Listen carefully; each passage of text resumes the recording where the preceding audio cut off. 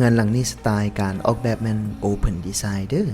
เมื่อก่อนแม่นเจ้าของได้ดีไซน์เฮือนหลังนี้ให้เป็นร้านอาหารหรือว่าเป็นรีสอร์ทเนาะแต่ปัจจุบันก็คือว่าเจ้าของหมุนเงินบ่ทันเนาะก็เลยอยากขายออกฉะนั้น2ทีอยากมานำเสนอให้ทุกคนว่าถ้าหากเจ้าเองเป็นคนหนึ่งที่ว่ากำลังซอกซื้อเฮือนที่ว่าให้ผู้สูงอายุรีไทร์หรือว่ามีแผนอยากเปิดร้านอาหารรีสอร์ทที่ว่าเป็นวิวงามเนาะเฮือนหลังนี้แม่นเรื่องบรรยากาศหรือเรื่องวิวและความสงบสุขแม่นอันดับ1เลยเด้อและสิ่งสำคัญที่สุดก็คือเฮือนหลังนี้เขาจะขายเป็น Open Budget เลยเด้อถ้าเจ้าเองสนใจเนาะสามารถนำเสนอราคาเลยถ้าหากเขาตกลงกันได้การซื้อขายแม่นสามารถเซ็นสัญญาแบบง่ายๆเลยเด้อเฮือนงามๆหรือรีสอร์ทงามๆแบบนี้อย่าให้พลาดเลยเด้อถ้าสนใจเทสติดต่อหา2ทีได้ที่เบอร์020 588 11913เด้อขอบใจหลายๆ